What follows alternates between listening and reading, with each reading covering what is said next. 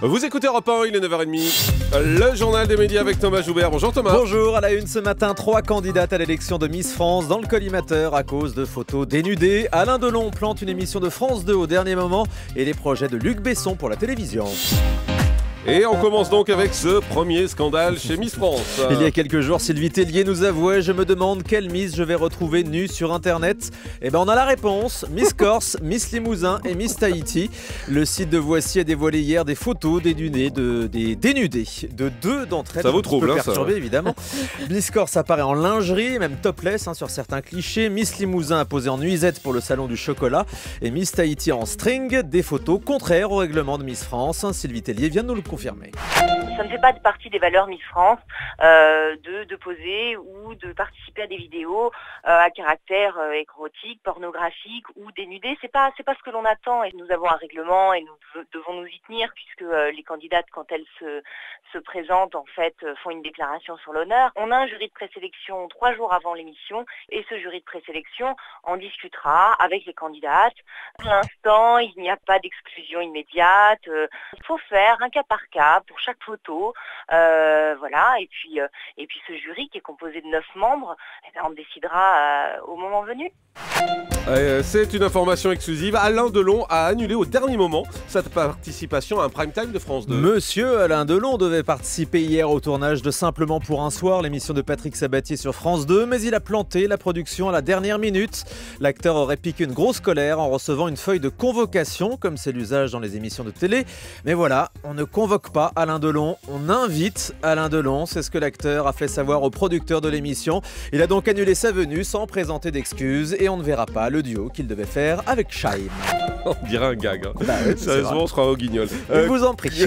Coé revient sur la polémique avec Pascal Bataille. Il y a quelques jours dans TV Magazine, Pascal Bataille accusait l'animateur Coé d'avoir spolié sa boîte de production. À l'époque, il produisait avec Laurent Fontaine la méthode Coé, avant que l'animateur ne récupère la production au sein de sa propre société.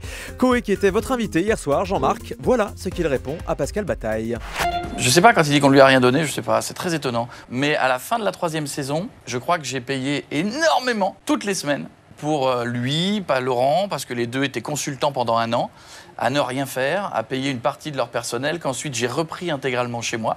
Et pour être très honnête, en 5e saison et en 6e saison, et même en 7e, j'ai même payé un droit de format. Tous les mois, sans qu'il n'ait absolument rien à faire. C'est-à-dire que j'étais chez eux, ils regardaient la télévision, ils prenaient de l'argent.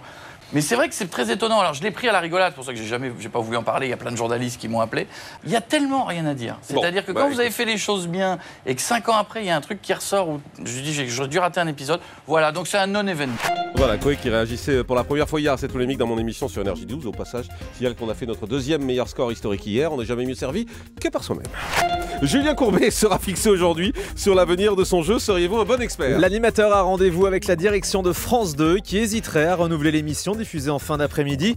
Pourtant, le programme bat des records d'audience en ce moment. Julien Courbet sera donc fixé dans la journée. Par ailleurs, l'animateur-producteur a annoncé hier sur son compte Twitter qu'il avait déposé un projet d'émission pour le site Action. Luc Besson dévoile ses nombreux projets de fiction pour la télé. Dans une interview au Parisien ce matin, le producteur annonce que la série No Limits, diffusée ce soir sur TF1, aura une saison 2 et une saison 3. 8 nouveaux épisodes seront tournés au printemps. Par ailleurs, la série adaptée de ses films Taxi s'intitulera Taxi Brooklyn South. 12 épisodes seront tournés là en anglais à partir du mois d'avril. Une adaptation du film de Claude Zidi, Les Sous-Dos, est également en cours d'écriture. Luc Besson prépare aussi Le Passager, adapté du roman de Jean-Christophe Granger. Cette fois, ce sera pour France 2. Pas de bêtisier cette année sur France 3. C'est ce qu'annonce la lettre Média Plus ce matin. Thierry Langlois, le directeur des programmes de France 3, estime que le genre est épuisé. L'année dernière, pas moins de 75 émissions de bêtisier ont été répertoriées entre septembre et décembre sur toutes les chaînes de la TNT. C'est vrai, c'est épuisé. Oui. Une soirée spéciale pour la fin du monde sur M6. La chaîne a choisi judicieusement la date du 21 décembre pour diffuser le film Catastrophe de Roland Emmerich, le film 2012 qui raconte cette fin du monde annoncée par les Mayas.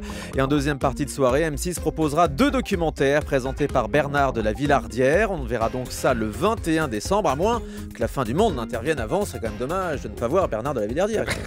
La redevance pourrait finalement augmenter, non pas de 4, mais de 6 euros. Exactement, le Sénat a adopté hier un amendement PS au projet de budget 2013, un amendement qui prévoit une augmentation de 2 euros en plus des 4 déjà prévus, ce qui porterait donc la taxe à 131 euros. Cette augmentation de 2 euros supplémentaires devrait rapporter 50 millions à France Télévisions. Allez, on termine avec le chiffre du jour. 1300, c'est le nombre d'épisodes des Simpsons diffusés en 2012 sur W9. C'est le magazine Télé Loisirs qui s'est amusé à faire les comptes. Alors c'est vrai que le dessin animé est le programme phare de la chaîne de la TNT, le samedi en prime time, mais également tout le reste de la semaine dans la journée. 1300 diffusions donc rien que cette année, alors que W9 ne dispose que de 378 épisodes de la série. Ça fait donc quand même beaucoup de rediffusions. Il faudrait compter aussi le nombre de rediffusions des ch'tis, parce qu'entre les il y en Simpsons a et les 7 par ch'tis, à jour, mon au moins. avis, C'est vrai. ça fait 90% du temps d'antenne de W9. Merci beaucoup Thomas Joubert.